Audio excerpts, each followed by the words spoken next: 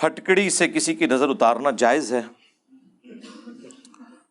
اس طرح کے جو ٹوٹکے چل رہے ہیں نا جی، اگر اس میں کوئی شرکی ایکٹیویٹی نہیں ہے تو کوئی اس میں حرج نہیں ہے. ہم کب کہتے ہیں کہ اس طرح کی چیزیں غلط ہیں؟ صحیح مسلم میں حدیث ہے، اپنے زمانے جاہلیت کے دم مجھ پر پیش کرو، اگر ان میں شرکی الفاظ نہیں تو ان کو ویسے ہی کرتے رہو. جب وہ ایک کردستانی یہاں بت بنا کے چلا گیا تھا نا پوری قوم کو، تو میں نے اس وقت پھر بتایا تھے کہ طریقہ علاج کون کون سے ہیں. ایلوپیتھک ہے، ہومیوپیتھک ہے، ہربل ہے، اور یہ جھاڑ پھونک بھی، یہ بھی یعنی دنیا میں علاج مانا جاتا ہے. بس ہمیں یہ ہے کہ شرکی الفاظ نہ ہو. اور مسلم شریف میں یہ حدیث ہے، جو تم میں سے اپنے بھائی کو نفع پہنچا سکتا ہے وہ پہنچائے. یعنی جو اس کے پاس اس طرح کے معاملات ہیں اس میں ہمیں کوئی حرج نہیں. البتہ کسی دوسرے مذہب کی ریلیجس ایکٹیویٹی نہ ہو. ساری ایکٹیویٹیز منع نہیں ہے، ریلیجس ایکٹیویٹیز، اور شرکی الفاظ نہ ہو تو آپ کریں، کوئی مسئلہ نہیں. مزار قائد پر جانا جائز ہے؟ اگر جائز ہے تو باقیوں پر جانا کیوں جائز نہیں؟ میں نے تو اجازت دے دی ہوئی ہے بھائی، یہ تو پرچی پرانی ہوگی. میں تو رجوع کر چکا ہوں کہ مزاروں پہ جائیں اور وہاں اونچی آواز سے کہیں کہ یہاں جو دفن ہے اللہ اس کے چھوٹے بڑے اگلے پچھلے، جو یہ چھپ چھپ کے کرتا رہا لوگوں سے، جو لوگوں کے سامنے کرتا رہا، سارے گناہ معاف کر دے. ہاں، وہاں والے آمین نہیں کہیں گے، ہاں جنازہ پڑھن گے تھوڑا. اسی صرف غائبانہ نماز جنازہ پڑھ سکتے ہیں. جائیں بھائی. کون اصل مسئلہ ہے کہ یہ اڈے بنے ہوئے ہیں برائی کے اور رسول اللہ کی نافرمانی کے. اس وجہ سے قبروں پہ جانے کا حکم ہے. صحیح مسلم میں حدیث ہے، قبروں پہ جاؤ، آخرت کی یاد ہے. تو ہمیں مزاروں پہ جانے سے کوئی چیز مانے نہیں تھی سوائے اس کے کہ آپ جا کے وہاں سے مانگتے تھے.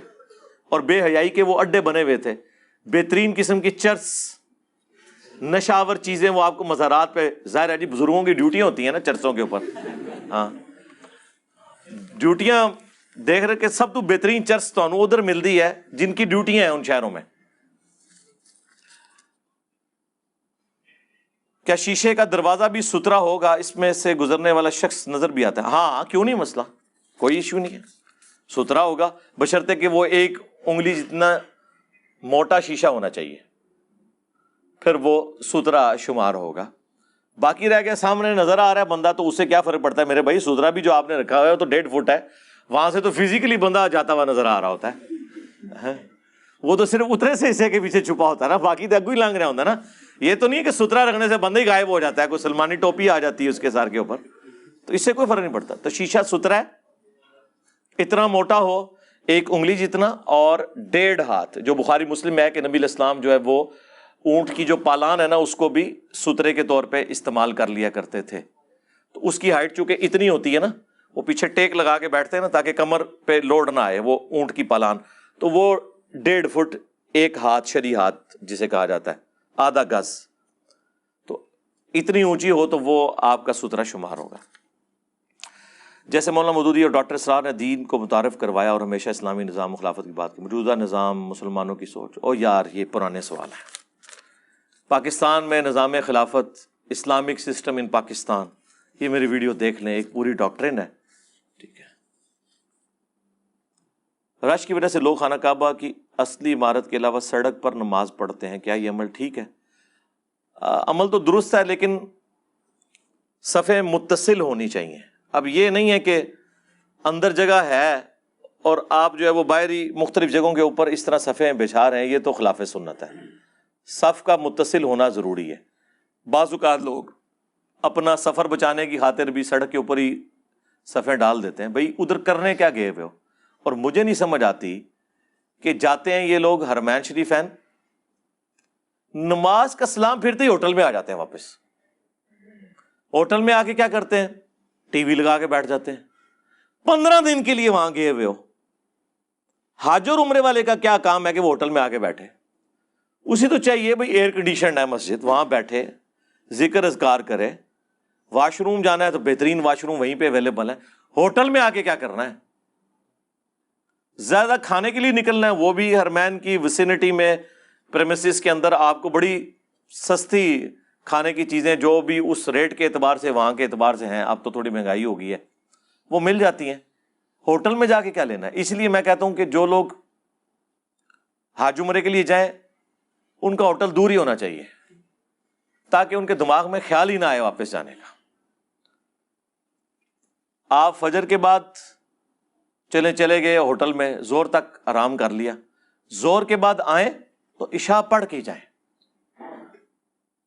کیا کرنا ہے وہاں جا کے؟ ٹائم ضائع کرنا ہے، فوراً باہر نکلنے کی پڑی ہوئی ہوتی ہے. اللہ کے بندو، زندگی میں دوبارہ موقع ملے نہ ملے، آئے ہوئے ہو، بہترین فیسلٹی اویلیبل ہے، وہاں بیٹھو. جتنی بڑی زبانیں ہیں ان میں قرآن کے ترجمے اویلیبل ہیں وہاں پہ. ویسے تلاوت کرنی ہے تو قرآن حکیم اویلیبل ہے، اور نوافل پڑھ سکتے ہیں، ٹھنڈا پانی اویلیبل ہے، کوئی ایشو نہیں اندر بیٹھنے میں. پھر بھی لوگوں کو بھاگنے کی پڑی ہوتی ہے، تو اس لیے پھر وہ سڑک پہ ہی نمازیں پڑھیں گے نا جی. البتہ جو بہت بوڑھے لوگ ہیں، حج عمرے کے لیے گئے ہیں، 10-15 دن پہلے ہی پہنچ گئے ہیں، ان کو یہی چاہیے کہ وہ کوشش کریں کہ بجائے، اگر ان کا ہوٹل دور ہے اور وہ حرمین میں جانے میں انہیں تردد ہے، یہ نہ ہو کہ وہ حج سے پہلے ہی اپنی اتنی انرجی ایگزاسٹ کر لیں کہ جب انہیں منا میں یا عرفات میں جانا پڑے تو بالکل ہی رہ جائیں. تو ان کے لیے یہی ہے کہ جس ہوٹل میں وہ ٹھہرے ہوئے ہیں، ہر ہوٹل کے اندر ایک ایک مسجد ہوتی ہے، یا ان محلوں میں مساجد لوکل موجود ہوتی ہیں، وہیں پہ نمازیں پڑھیں، تاکہ ایٹ لیسٹ جو بڑی ایکٹیویٹی ہے نا حج کی، اس کے لیے اپنی انرجی کو بچا کے رکھیں. میں بوڑھے لوگوں کی بات کر رہا ہوں.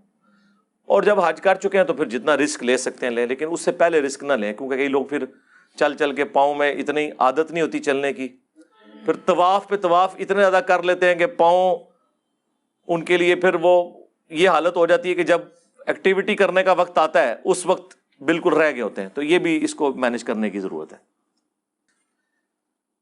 حرم میں طواف والے لوگوں کے سامنے نوافل پڑھنے سے،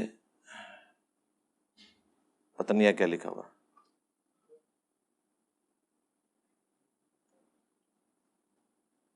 یہ کس کا سوال ہے یار؟ اب پڑھو.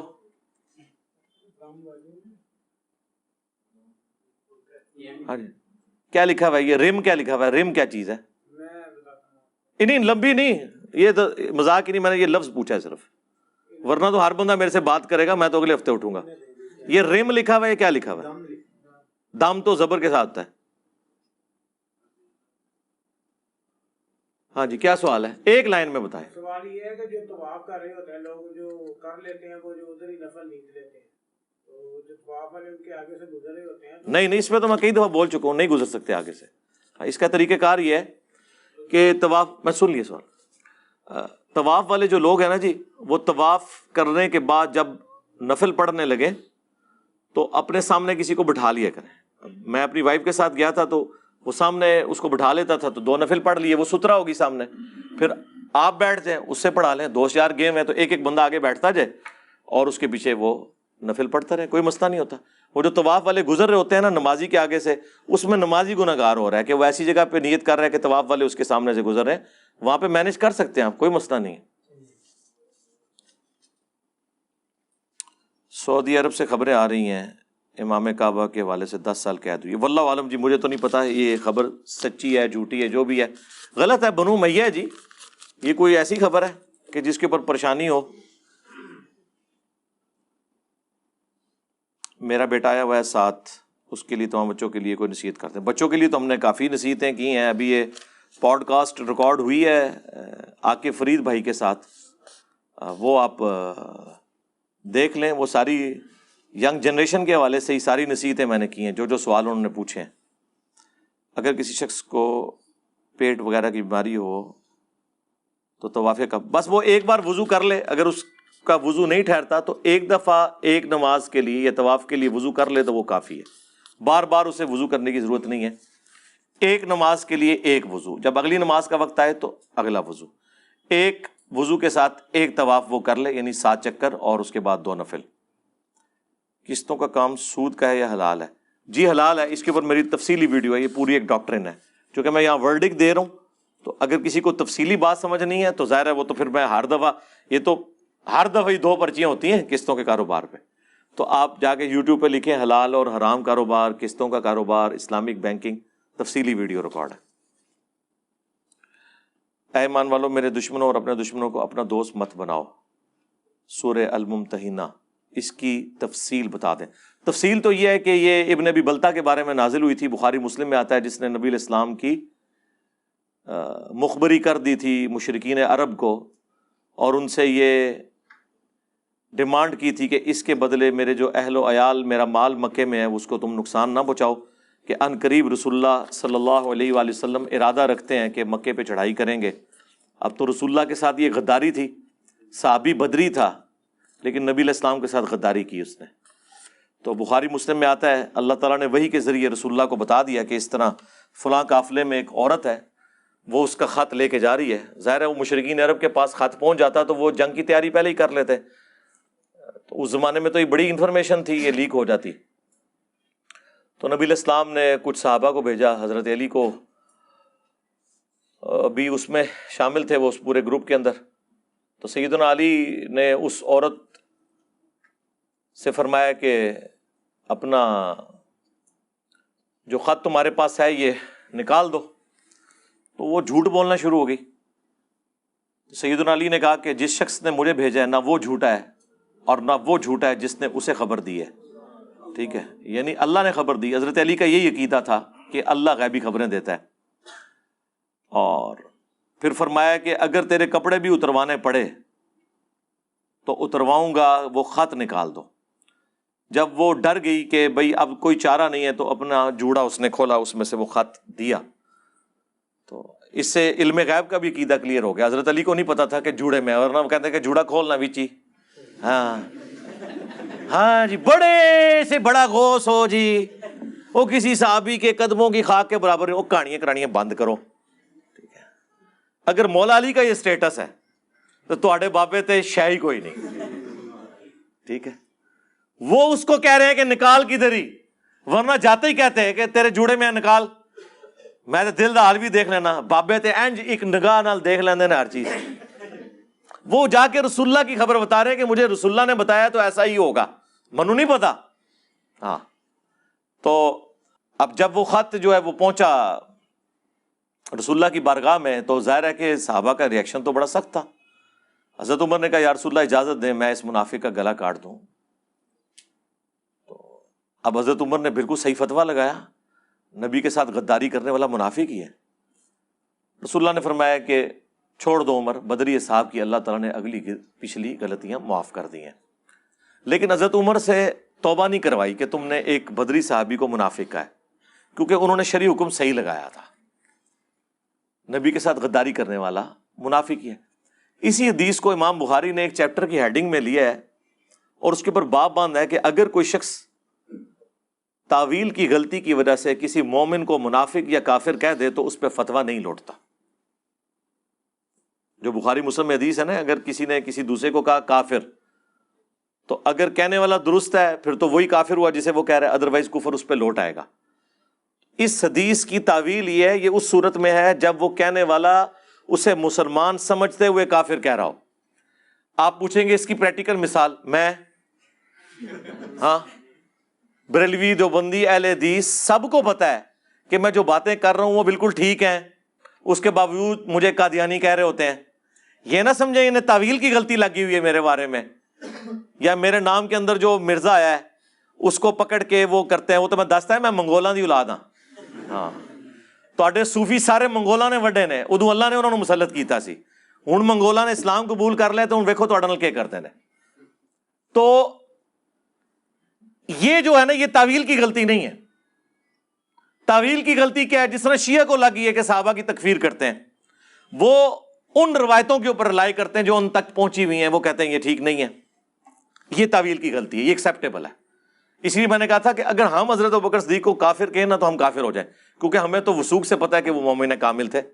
لیکن ایک ایسا شخص جو تاریخی روایات جو جھوٹی گھڑی ہوئی آ گئی، جو اس کو لولا لنگڑا دین پہنچا، جس پہ اس کا اعتماد ہے، اس کی بنیاد کے اوپر ان کی تکفیر کرتا ہے، اس پہ کفر نہیں لوٹے گا. یہ بڑا کریٹیکل ایشو ہے.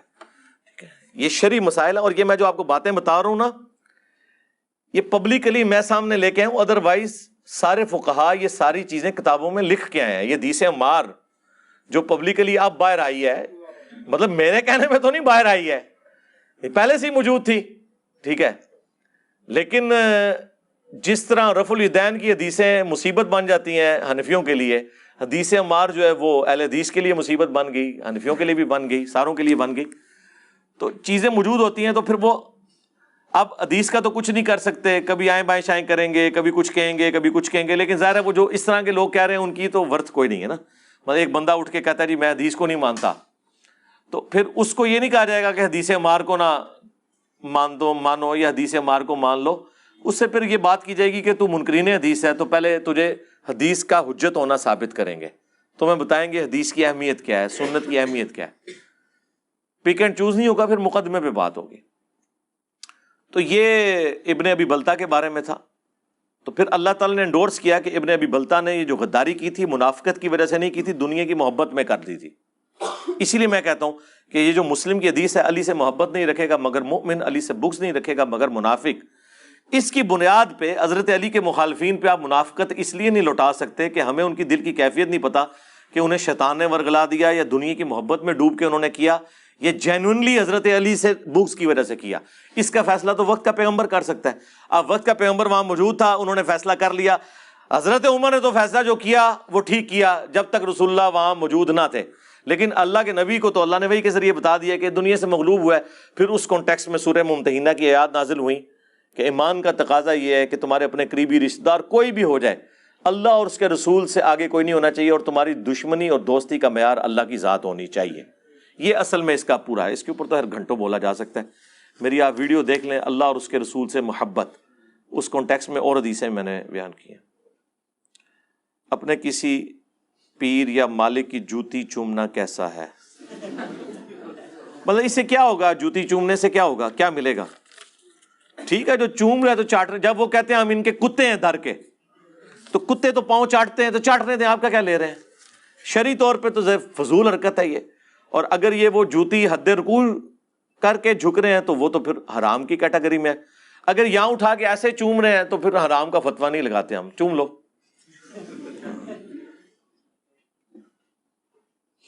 آپ کہتے ہیں کہ رسول اللہ صلی اللہ علیہ وآلہ وسلم کی 3 بیٹیاں تھیں. 3 بیٹیاں نہیں 4 تھی. تو آیت مبالغہ کے وقت 3 رخصت ہو چکی تھی. جی اس طرح ہی ہے. تو صرف مولا علی ہی کیوں گئے، حضرت عثمان کیوں نہیں گئے؟ بھئی حضرت عثمان اہل البیت میں نہیں ہے نا، وہ تو رسول اللہ کے داماد ہے نا. اہل البیت وہ ہیں جن کے ساتھ نبی علیہ السلام کے خون یا دودھ کا رشتہ ہے. بیویاں بھی اہل البیت ہیں آنرری طور پہ، لیکن حقیقتاً نہیں، آنرری طور پہ. قرآن میں ان کو اہل بیت کہا گیا. حقیقتاً جو اہل بیت ہیں وہ ہیں جن سے آپ رشتہ توڑ نہیں سکتے. بیوی سے تو آپ رشتہ توڑ سکتے ہیں، اور یہی الفاظ زید ابن ارقم کے ہیں صحیح مسلم میں. جب ان سے پوچھا گیا غدیر خم کی حدیث میں کہ یہ اہل بیت کون ہیں، تو ان کا اہل البیت ہیں آل عقیل، آل عباس، آل جعفر اور آل علی. تو انہوں نے پوچھا تابعین نے کہ کیا نبی کی بیویاں اہل بیت نہیں ہیں؟ انہوں نے کہا نبی کی بیویاں اہل بیت ہیں لیکن یہ والی اہل بیت نہیں ہیں. پھر انہوں نے مزید کھولا، جب انہوں نے مزید ان کو قریدا تو انہوں نے کہا نہیں، نبی کی بیویاں اہل بیت نہیں ہیں. اب یہ زید ابن ارقم کے الفاظ ہیں. انہوں نے کہا اس لیے کہ بیوی بعض اوقات کسی کے عقد میں کچھ عرصہ رہتی ہے، پھر وہ اسے طلاق دے دیتا ہے، پھر وہ اپنے ماں باپ کے پاس واپس چلی جاتی ہے. اگر وہ اہل بیت ہو تو ادھر ہی رہے نا. رسول اللہ کے اہل بیت وہ ہیں جو آپ کے خون اور دودھ کے رشتے کے لوگ ہیں، آل عقیل، آل جعفر، آل عباس اور آل علی. اور یہ بھی سارے وہ ہیں بنو ہاشم جو ایمان لے آئے. اگر ان میں سے کوئی کافر ہو جاتا ہے نا وہ پھر آل البیت میں نہیں رہے گا. وہ سورہ ہود کے اندر آیا نا کہ حضرت نوح علیہ السلام کا بیٹا کافر تھا، انہوں نے کہا یہ میرے اہل بیت میں سے ہے. تو اللہ تعالیٰ نے فرمایا کہ یہ تمہارا اہل نہیں، اس کے اعمال ویسے نہیں ہیں، اس کے عقیدے ویسے نہیں ہیں. کیونکہ میرا اپنا یونیورسٹی میں کلاس فیلو تھا، تو وہ قادیانی تھا، لیکن جو ہے وہ اپنے آپ کو سید کہتا تھا، اپنے نام کے ساتھ لکھتا تھا سید.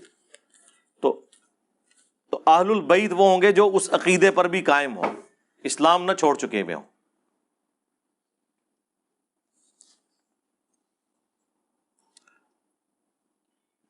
آپ کو نہیں لگتا کہ فرقوں سے آپ کے اختلافات ایکسٹریم کی طرف جا رہے ہیں؟ اور میں انٹرنیٹ کا اسٹوڈنٹ ہوں، دین کی تبلیغ کیسے کر سکتا ہوں؟ کریں میرے بھائی، انٹرنیٹ پہ تو دین کی تبلیغ کرنا کوئی مشکل نہیں ہے. کبھی میں نے آج تک کوئی ایسا نہیں دیکھا کہ آپ کوئی کلپ اپلوڈ کر رہے ہیں اور مانیٹر میں سے کوئی مولوی کا ہاتھ نکلے اور آپ کی داڑھی کھینچ لے. غیر مسلم جو انسانیت کے لیے فائدے کا سبب بنتے ہیں کہ آخرت میں انہیں بدلہ ملے گا. انہیں دنیا میں بدلہ مل جائے گا آسائش کی شکل میں, یا پھر اللہ تعالیٰ ایمان کی دولت دے دے. بخاری مسلم میں حدیث ہے, صحابہ نے کہا کہ ہم نے جو حالت کفر میں نیکیاں کی ان کا کیا اجر ہے؟ تو رسول اللہ نے فرمایا انہی کی وجہ سے اللہ نے تمہیں ایمان کی دولت دی صلی اللہ علیہ وآلہ وسلم. ان کی فکر کرنے کی بجائے میرے بھائی اپنی فکر کریں. اور جی جو ہندوؤں کے گھر پیدا ہوا, اللہ کے بندوں جو مسلمانوں کے گھر پیدا ہوا اس کا کیا قصور ہے؟ وہ تو شاید بچ جائے اگر اسے اسلام کا صحیح تعارف نہیں ہوا. تو اسی تو نہیں بچتے, تمہارے پاس تو قرآن موجود تھا.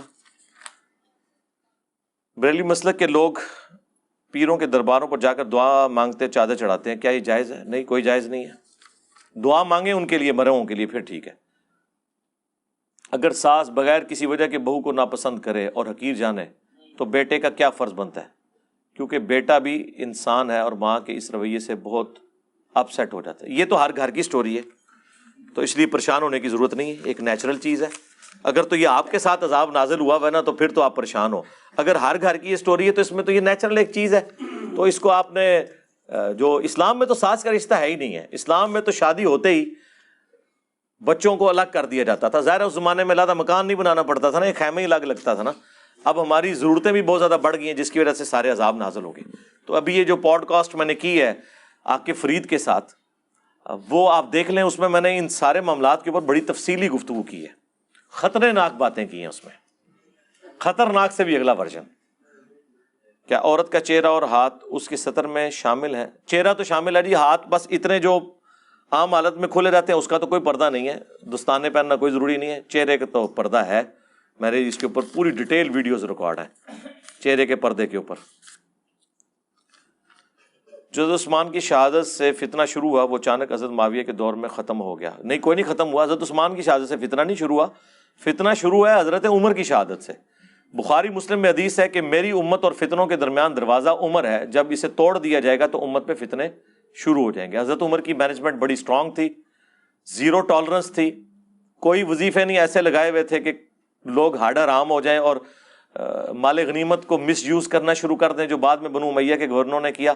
تو یہ بالکل غلط بات ہے. حضرت عثمان سے نہیں فتنہ. یہی تو سب سے بڑی بدماشی ہے ناصبیوں کی کہ انہوں نے آپ کو یہ پٹی پڑھا دی ہے کہ حضرت عثمان کی شہادت سے فتنہ شروع ہے, تاکہ آپ بات کا رخ کسی اور طرف پھیر دیں.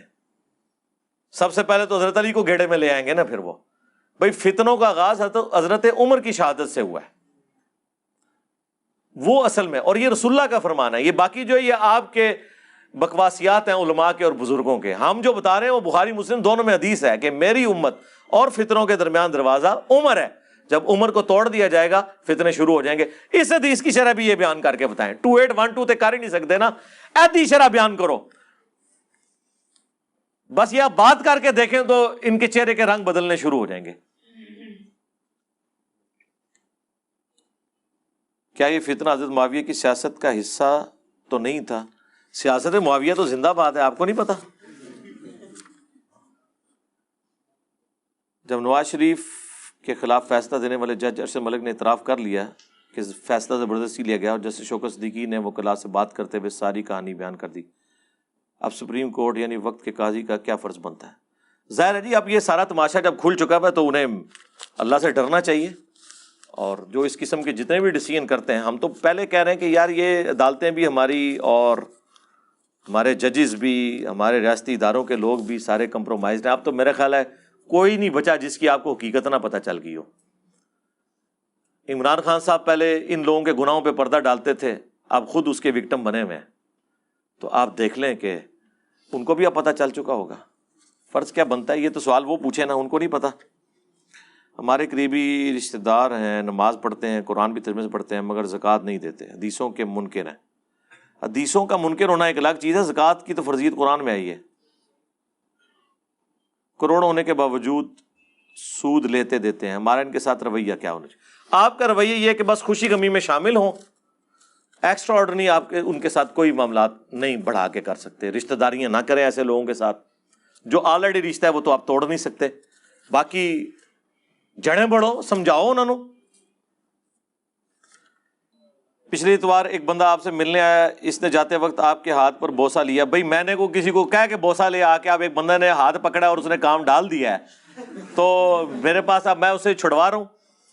تو اس کے اوپر میری ویڈیوز پہلے سے ریکارڈڈ موجود ہیں کہ جائز ہے بشرطے کہ حد رکوع نہ جھکا جائے. اس کا ہم نے کبھی اس کی مخالفت میں بات نہیں کی ہے. ظاہر ہے کہ یہ صحابہ کرام جو ہے وہ رسول اللہ کا بوسہ لیتے تھے اور تابعین نے صحابہ کرام کے ہاتھوں کا بوسہ لیا. اس پہ میری تفصیلی ویڈیو ریکارڈ ہے. جائز ہے لیکن مجھے معاف رکھیں, مہربانی کریں. کیا طلباء کو ترس کھا کر امتحان میں پاس کیا جا سکتا ہے؟ ایک مظلوم شاگرد کا سوال. شاگرد کا سوال یعنی وہ اسٹوڈنٹ کی بات کر رہے ہیں. تو اس نے تو اسٹوڈنٹ کو تو یہ کہا جائے گا کہ تم نے تو پاس کرنا نہیں ہے, تو ٹیچر کا سوال ہونا چاہیے نا. حرام ہے جی, بالکل جہنمی ہے جو بندہ یہ کام کر رہا ہے. حقوق العباد کا بھی مسئلہ ہے, لوگوں کا حق بھی وہ مار رہا ہے اور آپ کے ساتھ بھی زیادتی کر رہا ہے. یہ کہیں نہ کہیں جا کے آپ کی زیادتی نکل جائے گی. آپ کی دعوت ہر جگہ پھیل چکی ہے الحمدللہ. کہ آپ سمجھتے ہیں کہ اب لہجے میں نرمی کی ضرورت ہے because damage has been done? جی میں تو سب سے زیادہ نرم ہوں, بالکل میں سمجھتا ہوں. میرا تو یہ عقیدہ ہے کہ میں نے کبھی کسی کو نہیں کہا سوراں دے سور. ہاں جی, میں نے کبھی کسی کو نہیں کہا کہ شیطانی لشکر جو حملہ آور ہو گیا ہے. ہاں جی, میں نے کبھی کسی کو نہیں کہا کہ یہ مرتد اور واجب القتل ہیں اور 1,00,000 دفعہ بھی ذبیحہ پہ اللہ کا نام لیں تو مردار رہے گا. ہمسا ہو تو سامنے آئے. ہمارا تو دعویٰ ہے ہم سے زیادہ نرم ہے ہی کوئی نہیں ہے. اب آپ نے ہمیں کمپیئر جو ہے ویسے بندے سے کروانا ہے جو یہ کام کر رہا ہو.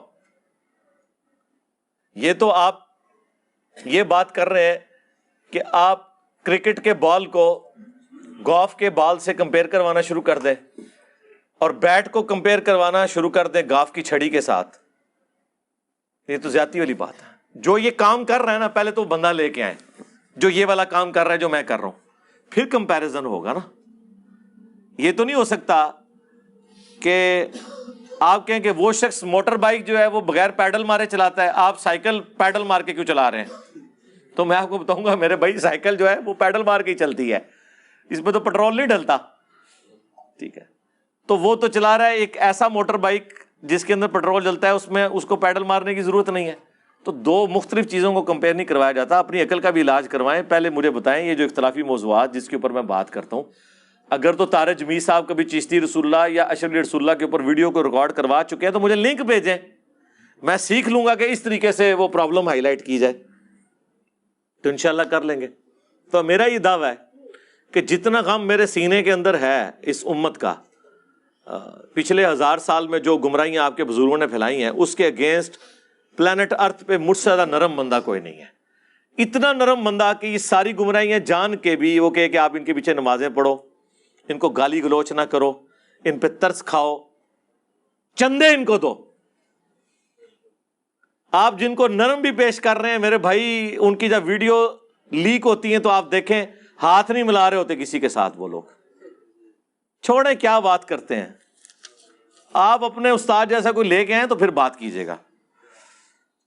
حضرت عثمان نے جن کے پیچھے نماز پڑھنے کہا تھا وہ مشرک تھے, یہ بات بعد میں ڈسکس ہوگی. پہلی بات یہ ہے کہ حضرت عثمان نے جن کے پیچھے نماز پڑھنے کا کہا, بریلوی دیوبندی اہل حدیث کے نزدیک ان کے پیچھے نماز نہیں ہوتی.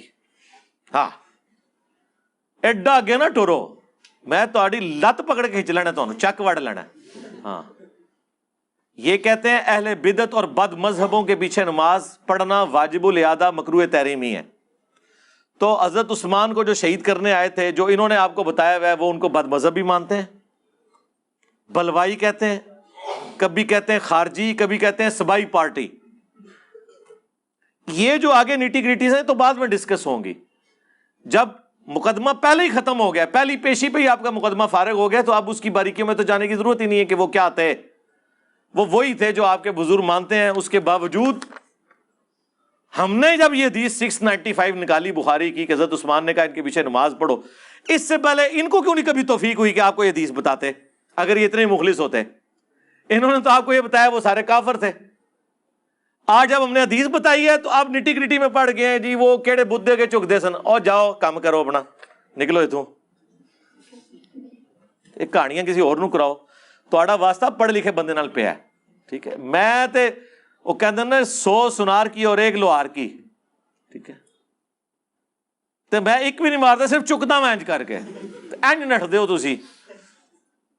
اہل تشیع یہ عقیدہ رکھتے ہیں کہ نبی الاسلام کی ایک بیٹی تھی, اگر کوئی دوسری ہوتی تو ان کی نسل کا بھی پتہ ہوتا.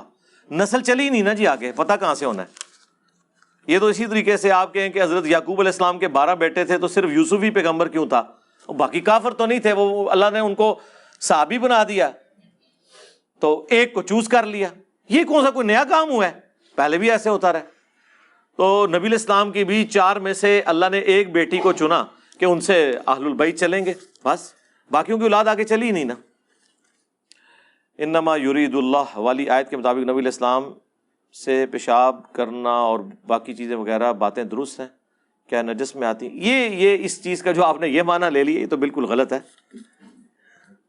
ظاہر ہے جو چیزیں انسان کے ساتھ جڑی ہوئی ہیں وہ تو جڑی ہوئی ہیں. مثلاً چلیں چھوڑ دیں, ہمارے نزدیک تو خون پاک ہے, لیکن حنفیوں کے نزدیک اور شیعہ کے نزدیک خون جو ہے نجس ہے. تو نبی علیہ السلام کا خون مبارک تھا, غزوہ احد میں دانت شہید ہوئے, خون نکلا, اتنا نکلا کہ بلڈ پریشر لاس ہونے کی وجہ سے نبی علیہ السلام بے ہوش ہو گئے. اسی وجہ سے یہ خبر مشہور ہو گئی تھی کہ آپ شہید ہو گئے کیونکہ آپ بے ہوش ہو گئے تھے. پھر بخاری مسلم میں آتا ہے کہ حضرت علی جو ہے ایک ڈھال کو الٹا کر کے اس کو برتن بنایا, اس میں پانی لے کے آئے, سیدہ فاطمہ نے اس پانی سے آپ کا زخم دھویا اور خون نہیں رک رہا تھا تو پھر کاٹن کا ایک کپڑا جلا کے اس کی راکھ جو ہے نا وہ رکھی تاکہ اس کی وجہ سے وہ خون رک جائے. تو نبی علیہ السلام کا تو خون مبارک نکلا ہے. تو اگر آپ نے بنیاد یہ بنائی ہوئی ہے تو پھر تو خون بھی نہیں نکلنا چاہیے تھا, اور آپ کے نزدیک خون نجس ہے. اب آپ نے یہ کہانی نہیں کرانی کہ نبی علیہ السلام کا خون پاک ہے. اب آپ اس طرف چال پڑیں گے تو پھر آپ اپنا مقدمہ خود ہی لوز کر جائیں گے. پھر ٹھیک ہے, آپ نبی علیہ السلام کے باقی جو اس طرح کے اخراج ہیں ان کو اگر پاک ڈکلیئر کرتے ہیں تو ان سے پھر انکار تو نہ کریں کہ تھے لیکن وہ ناپاک نہیں تھے. پاک کا لفظ نہیں لیکن ناپاک نہیں تھے.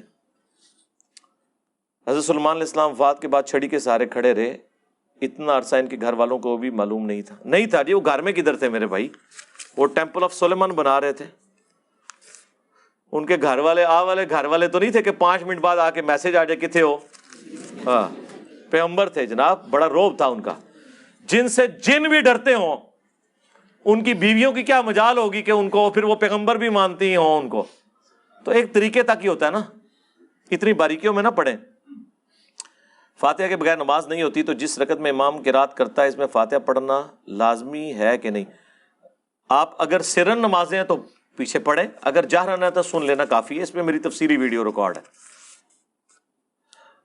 مسجد اقصی کس نبی نے تعمیر کروائی؟ دیکھیں یہ مسجد اقصی تو پہلے سے ایگزسٹ کرتی ہے نا. بخاری مسلم میں ہے کہ سب سے پہلے خانہ کعبہ دنیا میں بنا, اس کے 40 سال کے بعد مسجد اقصی بنی. باقی جو اس وقت آپ کو مسجد اقصی نظر آ رہی ہے تو حضرت عمر نے تعمیر کروائی ہوئی ہے.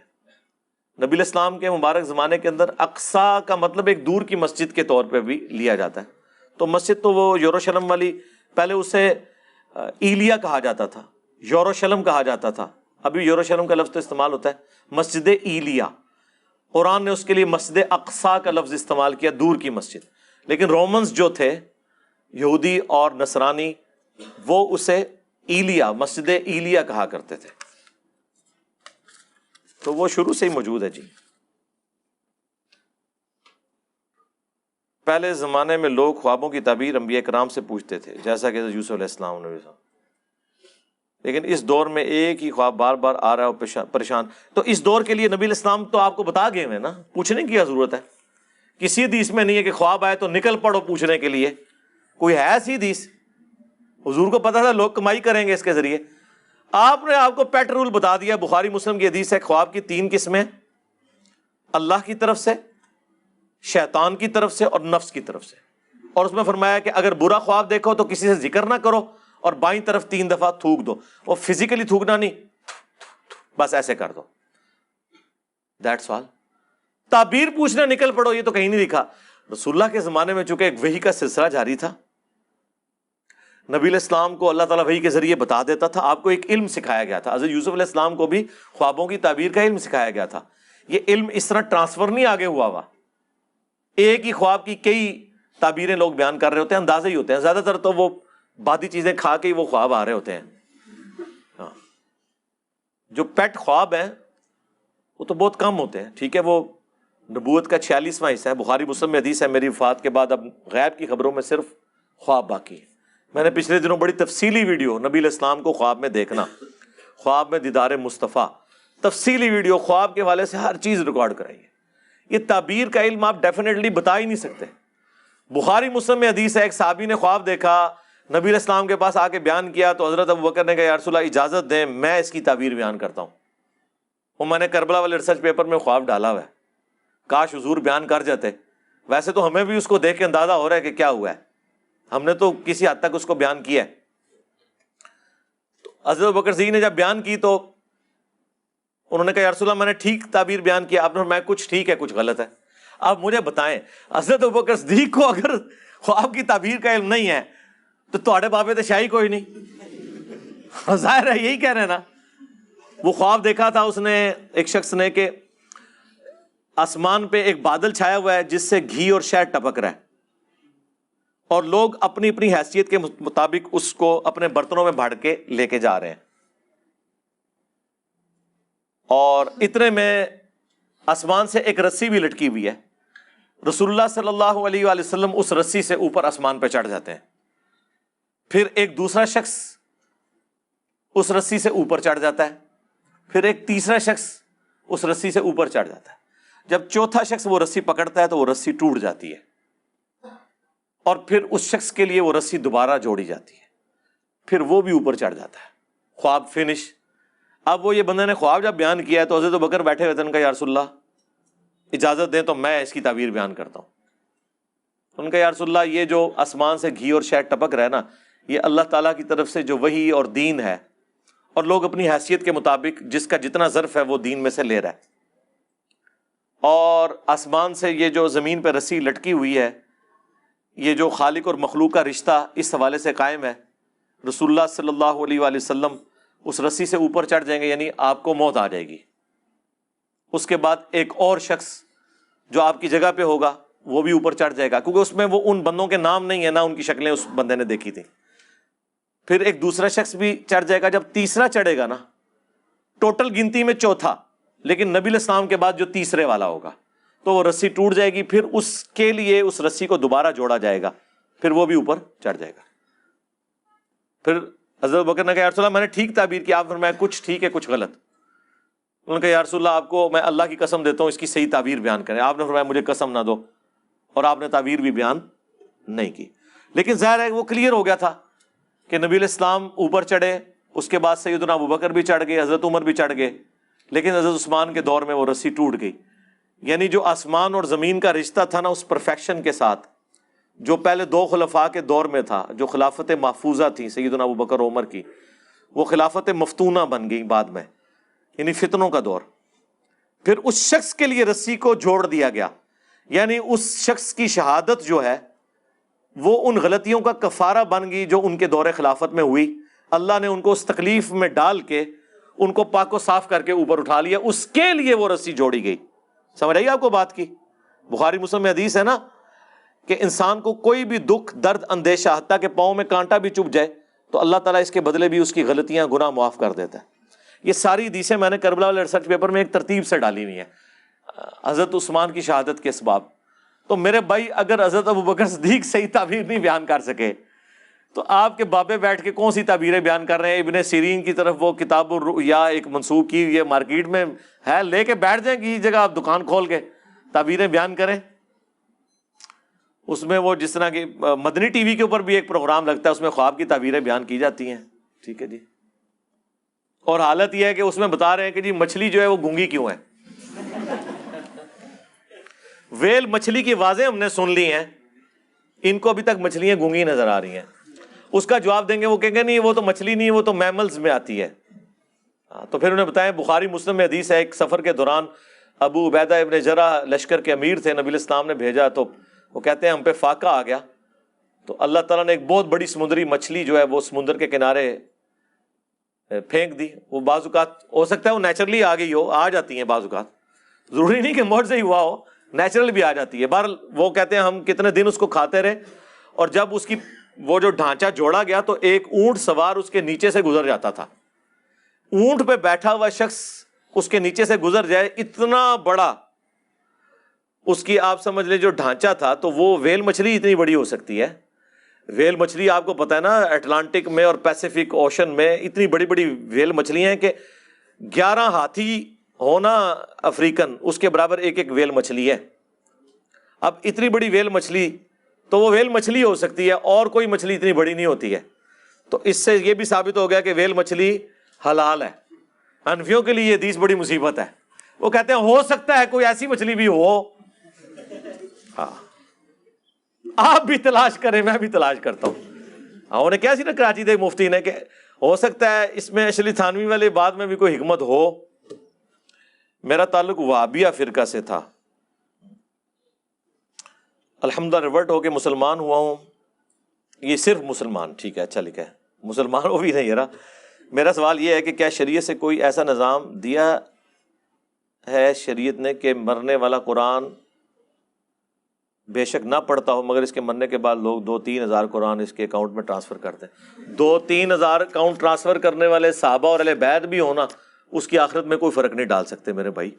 بخاری مسلم میں حدیث ہے، عبداللہ ابن ابی کا جنازہ نبی علیہ السلام نے پڑھایا، اپنا کرتا کفن کے طور پہ دیا، اپنا لعاب دہن اس کے منہ میں ڈالا تالیف قلب کے لیے، کیونکہ اس کا بیٹا صحابی تھا اور ابھی آپ کو اعلانیہ حکم نہیں آیا تھا. بظاہر وہ کلمہ گو تھا لیکن سب کو پتا تھا کہ یہ منافق ہے. قرآن میں سورہ توبہ میں آیات نازل ہوئی، آپ 70 دفعہ بھی استغفار کریں ہم ان کو معاف نہیں کریں گے. اور آندہ نہ آپ نے کسی کا جنازہ پڑھانا ہے نہ کسی کی قبر پہ جا کے کھڑے ہونا ہے جو منافقین ہے. تو سرکار اگر رسول اللہ کو یہ حکم دیا گیا تو آپ کے پڑھے ہوئے قرآن تو کوئی چیز ہی نہیں. ویسے تو خیر اصالہ ثواب میں قرآن تو آتا ہی نہیں، اصالہ ثواب کے 10 طریقے میری ویڈیو دیکھ لیں.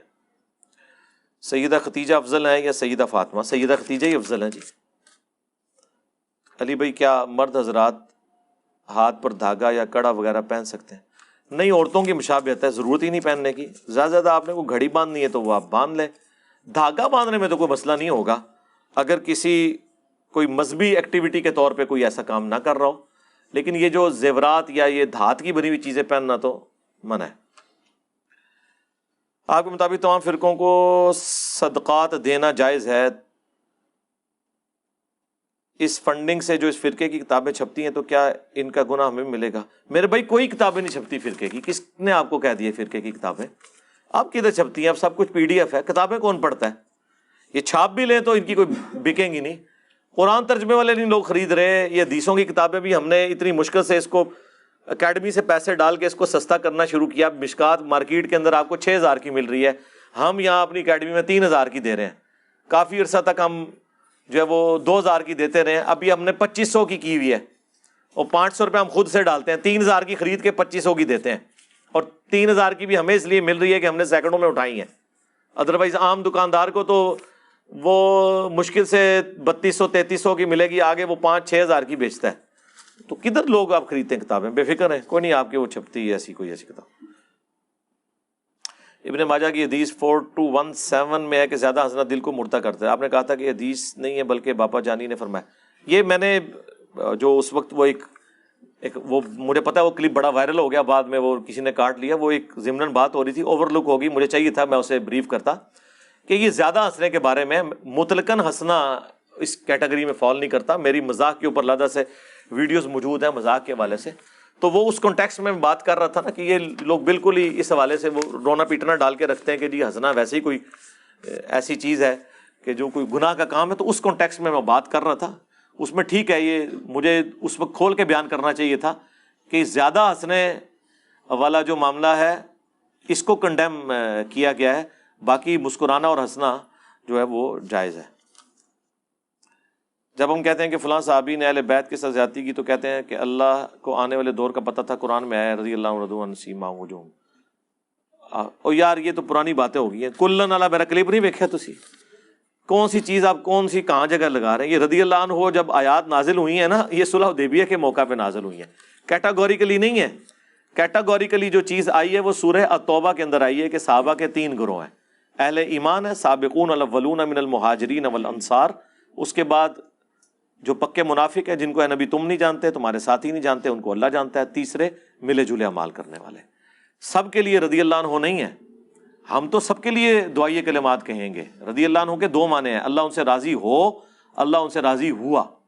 جن سے راضی ہوا وہ ڈیفینیٹلی وہ لوگ ہیں جن کے بارے میں آیا.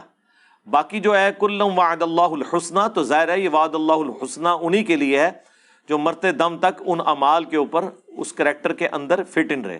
ورنہ ہم ایک معصومانہ سوال کرتے ہیں کہ رسول اللہ اپنی زندگی میں جن کو صحابی چھوڑ کے مرے ہیں ان کو تو کم از کم رضی اللہ عنہ رہنا چاہیے تھا نا.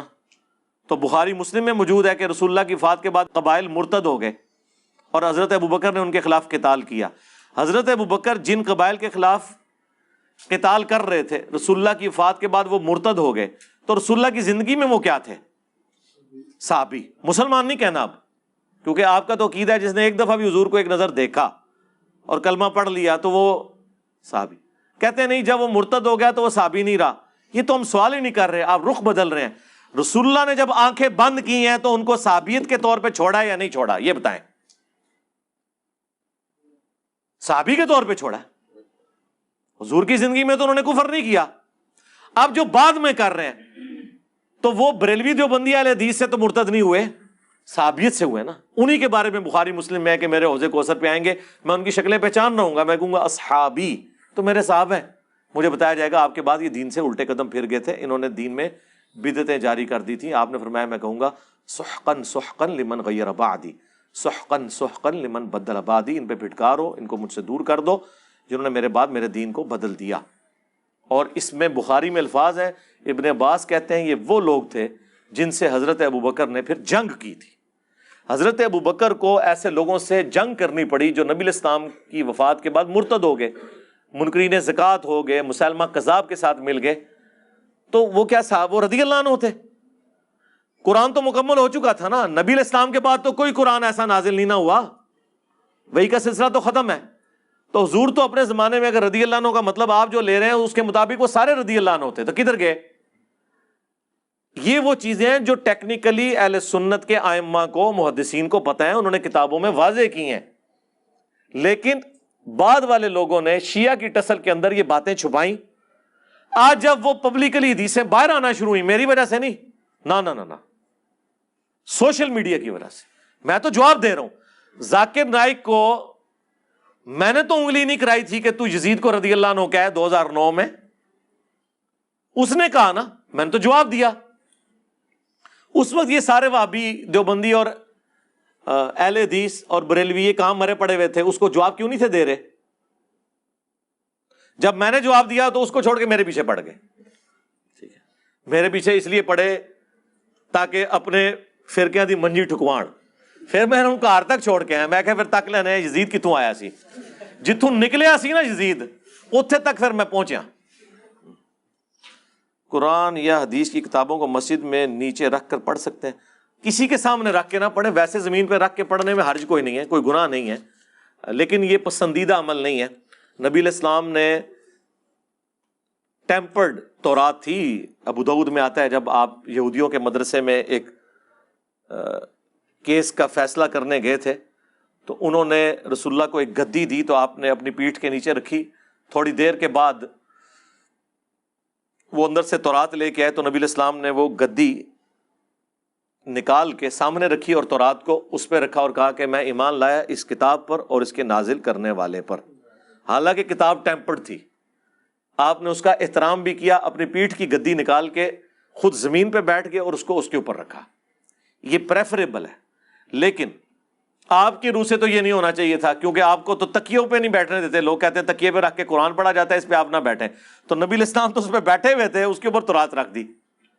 ٹھیک ہے, یہ پھکی ہوئی ہوگی نال نال, دیکھیں کہتے دماغ جانا ہے, اس الٹے پاسے سوچتا ہے. الٹے پاسے نہیں سوچتا, سیدھے پاسے سوچتا ہے تو آڑے پٹھیاں نو سیدھا کرنے واسطے. ٹھیک ہے, آپ تو نہ بیٹھنے دیتے کہ یہ تھلوں کیوں کٹی جے گدی, ادھر تو نہ رکھو, بے حرمتی ہو جائے گی. یہ پریفریبل ہے کہ آپ ڈیسک کے اوپر رکھ کے پڑھیں. باقی اگر کوئی زمین پاک ہے اور اس پہ رکھ کے آپ ریلیکس ہو کے پڑھ رہے ہیں تو اس میں کوئی شرعی بات کسی کے نزدیک نہیں ہے. جہاں قرآن پرنٹ ہو رہے ہیں وہاں کس لیول تک کوئی اہتمام کر سکتا ہے؟ اس طرح نہیں قرآن کو پیٹ کرنا. اللہ کے بندو, قرآن کو پیٹ کرنا جو قرآن میں آیا نا وہ ہے اس کی تعلیمات کو پیٹ کرنا. وقال الرسول یا رب ان قوم اتخذوا هذا القرآن مہجورا. رسول اللہ شکایت لگائیں گے قیامت کے دن کہ میری قوم نے، میری امت نے قرآن کو پیٹھ کے پیچھے ڈال دیا تھا، یعنی قرآن کی تعلیمات چھوڑ دی تھی. اے پیٹھ سب نے کی ہوئی ہے، دوسری علی نہیں کر دے. آپ حضرت معاویہ کو غلط بھی کہتے ہو اور رضی اللہ عنہ بھی. میں کب غلط کہتا ہوں؟ میں نے کب غلط کہا؟ میں تو نہیں کہتا، میں تو حدیثیں بیان کرتا ہوں. یہ سوال آپ روزہ شریف پہ جا کے پوچھیں، یا آج کل تو ظاہر نہیں پوچھا جا سکتا، تو پھر قیامت الدین پوچھ لیجیے گا. آپ کہتے ہیں کہ حسینی کسی نہیں لڑتے، تو ایسا کیوں کرتے ہو؟ معقول جواب دے دیا نا جی. میں جو کچھ بیان کرتا ہوں وہ احادیث میں لکھا ہوا ہے، آپ جانے اور بخاری مسلم جانے، میرا کیا لینا دینا. دوران جمعہ تقریر اور نماز کے درمیان جو خطبہ دیا جاتا ہے، کیا وہ عربی میں ہی پڑھنا لازمی؟ عربی میں صرف حمد و صلات اور درود شریف ہو جائے، باقی تو نیٹو لینگویج میں ہونا چاہیے. جس زبان کے اندر جمعہ کے آڈینس ہیں، انگریزی جاننے والے ہیں، تو انگریزی میں ہونا چاہیے. جس طرح اہل حدیث دیتے ہیں وہی طریقہ ٹھیک ہے. اور کھڑے ہو کے ہونا چاہیے، بیٹھ کے نہیں. خطبے دو ہی ہیں جمعے کے. یہ حنفیوں نے جو یہ تماشا شروع کیا ہے کہ اردو والی تقریر الگ کر کے اور دو عربی والے خطبے الگ کر دیے ہیں، یہ انہوں نے خود سے ایک اجتہاد کیا. نبی علیہ السلام نے ہمیشہ دو خطبے دیے، کھڑے ہو کے دیے، اور ان کے درمیان تھوڑی دیر آپ بیٹھے ہیں. وہ دونوں خطبے اس زبان میں ہونے چاہیے جس زبان کے اندر سامنے آڈینس بیٹھے ہیں، کیونکہ جمعے کا دن تذکیر کا دن ہے. اس میں حمد و صلات ظاہر عربی میں ہوگا، اللہ کی حمد اور درود شریف، اس کے بعد آپ نیٹو لینگویج میں بیان کریں. دنیا کی مصروفیات میں رہتے ہوئے علم الیقین کیسے حاصل؟ علم الیقین تو قرآن میں آیا کہ مرنے کے بعد ہوگا. فَاعْبُدْ رَبَّكَ حَتَّى يَأْتِيَكَ الْيَقِينُ، تو قرآن میں موجود ہے. ٹھیک ہے، یقین تو اس وقت ہی ہوگا جب ہاتھ لگنے کے بعد پتہ چلے گا. وہ ہمارے ایک دوست کرنل صاحب بڑی اچھی بات کرتے ہیں. انہوں نے ایک مدرسہ کھولا ہے، وہاں دیوبندی مولوی رکھا ہے. اس کو وہ کہتے ہیں کہ جس دن 2 زرد چادروں میں عیسیٰ ابن مریم دمشق کے مشرقی مینار پہ اتریں گے، اس دن تو نے رفع دین شروع کرنا ہے. اس تو پہلے تنو یقین نہیں آنا. تو مرنے سے پہلے یقین نہیں، مطلب علم تو سب کے پاس ہے، بس اس کا یقین یقین بیٹھا ہوا ہے میرے بھائی، ایسی کوئی بات نہیں ہے. اس ہائر لیول کا یقین تو جدو ہاتھ لگن گے تو پتہ لگے گا نا. باقی تو یہ اس کا یقین دنیا میں صرف پیغمبر اور اس کے ساتھیوں کو مل سکتا ہے، اور کسی کو نہیں. یہ ذہن میں رکھیے گا. اس کی وجہ یہ ہے کہ انہوں نے پوری دنیا کے لیے دائی بننا ہوتا ہے. بعد والے لوگوں کے لیے ساری کی ساری چیزیں علم الغیب ہیں. قرآن میں تو انعام ہی غیب کے اوپر ہے. ان الذین یخشون ربہم بالغیب لہم مغفرۃ واجر کبیر. بے شک جو لوگ اپنے رب سے ڈرتے ہیں بغیر دیکھے ہوئے، ان کے لیے مغفرت اور اجر عظیم ہے. کیا میں کسی شخص کو اپنے رشتہ داروں میں سے کسی کا جنازہ پڑھانا چاہیے، اور اس کا طریقہ بھی بتا دیں؟ جی، قریبی رشتہ داروں کو پڑھائیں. جنازے کا طریقہ 4 تکبیرات بھی ہیں، 5 تکبیرات بھی ہیں. پہلی تکبیر کے بعد آپ نے سورۃ الفاتحہ اور سورت ملانی ہے، دوسری کے بعد درود شریف، تیسری تکبیر کے بعد دعا مانگنی ہے، اور چوتھی کے بعد سلام پھیر دینا ہے. اور اگر 5 تکبیرات بھی صحیح مسلم میں ثابت ہیں تو چوتھی کے بعد پھر دعا مانگنی ہے، اور 5ویں کے بعد سلام پھیر دینا ہے. جماعت اسلامی کی حکومت میں نہ آنے کی وجہ کیا ہے؟ سب سے بڑی وجہ تو ان کی اپنی نااہلی ہے جی، سیدھی سی بات ہے. میرا خیال ہے جماعت اسلامی کو نقصان پہنچایا ہے قاضی حسین احمد نے. انہوں نے اس کو اسٹیبلشمنٹ کی بی ٹیم بنا دیا، اور منور حسن کے آنے کے بعد تھوڑا سا قبلہ انہوں نے اپنا درست کیا ہے. اور دوسرا ظاہر ہے کہ وہ میجورٹی جو حصہ ہے پاکستان میں تو بریلویت کا ہے، تو آپ کو پتہ ہے وہ تو ان کو ایکسیپٹ کرنے کے لیے تیار نہیں ہے جب تک کہ تطہیر نہ ہو. انشاءاللہ ہماری یہ دعوت جس طرح پھیل رہی ہے، ایک وقت آئے گا انشاءاللہ کہ اتنے لوگ ہو جائیں گے جو ان کو ووٹ ڈالیں گے انشاءاللہ. کیا آپ کے اسٹوڈنٹ تبلیغی جماعت کے ساتھ وقت لگا سکتے؟ کیوں نہ لگائیں میرے بھائی، ضرور لگائیں. وہ خود ٹھڈا مار کے آپ کو نکالیں گے. آپ کو ہم کب کہہ رہے ہیں کہ نہ، بس وقت لگائیں، وہاں پہ سنت کے مطابق نماز پڑھیں، آمین اونچی کہیں، ٹھیک ہے. اور اس کے بعد آپ ان کو کہیں کہ قرآن سے درس کریں، اور جب وہ کہانی فضائل مال سے سنائیں، اس کے بعد ان سے سوال کریں کہ یہ کیسے ہو رہا ہے. ٹھیک ہے، یہ تو اس طرح تو قرآن و سنت کے خلاف ہے. ضرور لگائیں، ہم تو چاہتے ہیں لگائیں، بالکل لگائیں. اسلام آباد میں بلدیہ والے یہ چیزیں اٹھا کر لے جاتے ہیں، ہمارا کافی نقصان ہو جاتا ہے. ان کو کوئی نصیحت؟ کون سی چیزیں اٹھا کے لے جاتے ہیں؟ یہ سوال کا سمجھ نہیں ہے. کاؤنٹر تو غلط لگا ہوا ہوتا ہے نا، تو کیوں نہ اٹھائیں؟ غیر قانونی چیز تو اٹھائیں گے نا. میں جسٹس شوکت صدیقی صاحب کی عدالت میں تھا آج سے کوئی 3 سال پہلے یا 4 سال پہلے، تو یہ پتھاروں والوں کا کیس وہاں آیا ہوا تھا، تو وہ یہی مظلومیت سمیٹ رہے تھے. تو صدیقی صاحب کہہ رہے تھے کہ میرے ساتھ آپ اصول کے اوپر بات کریں، اگر تو یہ گورنمنٹ کے رول کے تحت غلط ہے تو پھر میں آپ کو کوئی فیور نہیں دوں گا، صرف آپ کے اوپر ترس کھا کے کہ جی خیر ہے غریب ہے، اور اگر گورنمنٹ آپ کے ساتھ زیادتی کر رہی ہے تو مجھ سے اپنی مرضی کا ڈیسیژن نہیں لے سکتی۔ یہ نہیں ہوتا کہ ہمیشہ غریب ہی جو ہے وہ مظلوم ہوتا ہے، یہ بھی دیکھنے کی ضرورت ہے، ٹھیک ہے۔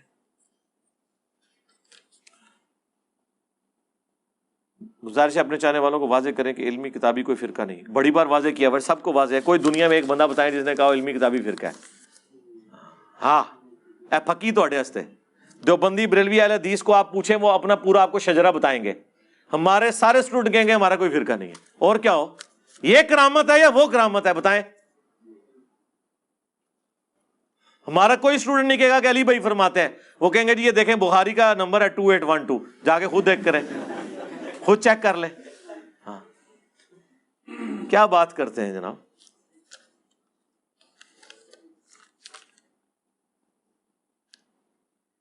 سورہ جمعہ میں آیا ہے کہ جب ان لوگوں نے کھیل تماشا دیکھا تو آپ کو خطبے میں اکیلا چھوڑ گئے۔ نماز جمعہ کافر تو نماز جمعہ پڑھتے نہیں، ظاہر ہے یہ بات کسی صحابہ کے بارے میں، ظاہر ہے 12 بندے صرف آپ کے ساتھ رہ گئے تھے، بخاری مسلم میں آتا ہے، تو ظاہر ہے ایک غلطی ان سے ہوئی، انسان تھے غلطی کر سکتے ہیں۔ اب آپ صحابہ، وہ تو والے صحابہ تو نہ مانے جو بریلوی دیوبندی اہل حدیث نے صحابہ کو بنایا ہوا ہے، صحابہ بھی انسان تھے نا ہماری طرح، ان سے غلطی ہوئی، بس فرق یہ تھا کہ جب وہ غلطی ان کو ہائی لائٹ کی جاتی تھی اپنی اصلاح کرنے کی کوشش کرتے تھے، ہٹ درمی نہیں کرتے تھے۔ چند ایک لوگوں نے ہٹ درمی کی ہے، لیکن اوورآل ایک پاک باز اور ایسے لوگ تھے کہ جن کی پیروی کا حکم ہمیں اللہ تعالیٰ نے قرآن میں دیا ہے، الحمدللہ۔ علی بھائی صلاح بارشیں زلزلہ وغیرہ قوموں پر اللہ کا عذاب ہے، اے تے میں تہاڈی طبیعت صاف کرتی ہے، عذاب ہے کہ نہ اہلی نو عذاب دا نہ دیتے ہیں جی۔ علی بھائی رضی اللہ عنہم ورضوا عنہ، اللہ ان سے راضی وہ اللہ سے راضی، اس کا کیا مطلب ہے؟ اس کا مطلب ہے کہ جو حضور کے جانثار ساتھی ہیں اللہ ان سے راضی ہوا ہے اور وہ اللہ سے راضی ہوئے ہیں، اور ان کے بعد قیامت تک جتنے لوگ اس پیٹرن پہ ہیں ان کے لیے بھی یہی ہے، کیونکہ اللہ تعالیٰ نے فرمایا ذالک لمن خشی ربہ، یہ ہر اس شخص کے لیے جو اپنے رب سے ڈرے۔ اور یا ایتھا النفس المطمئنہ ارجعی الی ربک راضیۃ مرضیہ فادخلی فی عبادی وادخلی جنتی، یہ سب کے لیے ہے۔ رضی اللہ عنہ پہ دھوکہ، میری آپ ویڈیو دیکھ لیں، یہ تو سب کا ٹائٹل ہے، صرف علماء دیوبند نہیں، آپ بھی رضی اللہ عنہ ہیں۔ آپ کے ساتھ محبت کرنے کی وجہ سے بکر میں میرے خلاف FIR کٹنے والی ہے، میری ساتھ محبت کی وجہ سے کون سی میرے بھائی؟ علی ابن ابی طالب کے ساتھ محبت کرنے کی وجہ سے، جی جی۔ حجر ابن عدی کی تو گردن کٹی ہے، آپ کے خلاف FIR کٹ گئی تو کوئی مسئلہ نہیں، آپ بے فکر رہیں۔ قاضی ابو یوسف کے وہ کارنامے بتائیں جو آج تک آپ نے بیان کیے ہوں۔ میں نے مختلف جگہ بیان کیے ہیں، کارنامے سے مراد آپ انورٹڈ کاما والا کارنامہ پوچھ رہے ہیں یا صحیح والا کارنامہ؟ ظاہر ہے وہ چیف جسٹس کا عہدہ قبول کر لیا تھا انہوں نے، پھر ایسے فتوے دیے ہیں جس سے بنو عباس کے انہوں نے حکمرانوں کو خوش کیا۔ امام مالک تو بہت سخت خلاف تھے ان کے، باقی آپ خود پڑھ لیں یار، چھوڑیں میری زبان نقل ہے۔ شیخ عبدالقادر جیلانی نے ایسی کیا باتیں کی ہیں جسے لگتا ہے کہ یار یہ تو ہو چکی ہے نا، ویڈیو ریکارڈ ہے، باتیں تو میں نے کی ہیں نا۔ آپ کا رش دن بدن بڑھ رہا ہے، کسی بڑے حال کا انتخاب کریں، یار ضرورت نہیں ہے۔ ایک دیکھ لیں وہ لوگ ہیں جو بےچارے گلے پھاڑ پھاڑ کے بھی 4 بچے اکٹھے کر پاتے ہیں، ٹھیک ہے جی۔ اور ایک آپ یہاں دیکھ لیں، انشاءاللہ اللہ تعالیٰ بڑا کر لیا تو اور پھر بندے بڑھ جائیں گے۔ ہم نے کوئی اس طرح کام نہیں کرنا جس سے مسئلہ خراب ہو۔ پیچھے والے بھائیوں کو آواز کا مسئلہ رہتا ہے، کوئی اسپیکر کا انتخاب کرے، کوئی مسئلہ نہیں رہتا آواز کا۔ جی وحید بھائی آپ سب سے اینڈ پہ بیٹھے ہوئے ہیں، کوئی آواز کا مسئلہ ہے آپ کو؟ ہاں جی، جس کو مسئلہ ہے وہ اپنے کانوں کا علاج کروائے۔ ہاں ظاہر ہے جب آخری بندے کو آواز آ رہی اور آپ کو نہیں آ رہی تو اللہ کا شکر ادا کریں یہاں کہ آپ کو پتہ چلا کہ آپ کے کانوں کا ایشو ہے۔ ہاں اس طرح ذاتی طور پہ ہی پتہ چلتا ہے۔ پرانے زمانے میں تو لوگ پوری زندگی آنکھوں کا پتہ نہیں چلتا تھا، ان کی نظر کمزور ہوتی تھی کیونکہ انہوں نے بچپن سے ویسے ہی دیکھا ہوتا ہے۔ آج کل بچوں کی آپ دیکھتے ہیں انکیں زیادہ لگ رہی ہیں، کچھ تو بیماریاں بھی ہیں، کچھ یہ ہے کہ پرانے لوگوں کو پتہ بھی نہیں چلتا تھا نظر کمزور ہونے کا۔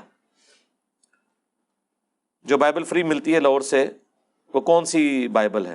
نیو والی ہے، وہی کنگ جیمز ورژن جس کو ایکسیپٹ کرتے ہیں۔ اس بائبل میں تورات، انجیل اور صحائف بھی موجود ہیں۔ بائبل سوسائٹی انارکلی لاہور سے مل جاتی ہے. پہلے قرآن پڑھ لو. وہ مولانا مودودی کی غامدی صاحب کی اور وحید الدین خان کے اختلاف میں آپ کس کو حق پہ سمجھتے ہیں؟ میرا موقف تو یہ ہے کہ دونوں ایکسٹریم کے اوپر ہے, درمیان کی رائے ہے. میں نے کئی دفعہ بیان کی ہوئی ہے اس حوالے سے. حضرت عمر کے ایمان لانے کی وجہ ہمیں ان کی بہن کا واقعہ بتایا جاتا. جی موجود ہے سیرت کی کتابوں میں, سند تو کمزور ہے. آگے ایک اور واقعہ لکھا ہوا شراب خانے والا, واللہ عالم. تو اصل چیز یہ کہ مان لیا, اب آگے دیکھیں انہوں نے کنٹریبیوٹ دین کو کیا کیا ہے. باقی جو اس طرح کی باتیں ہوتی ہیں نا سیرت کے اندر, ان میں کچھ چیزیں تلقی بالقبول والی ہوتی ہیں. اصل چیزیں وہ ہیں جن سے آپ نے عقائد اور نظریات بنانے, اس میں آپ زیادہ تحقیق کیا کریں. تو مسلم شریف کے مقدمے میں یہ آپ کا سارا تھدا میں نے ختم کر دیا.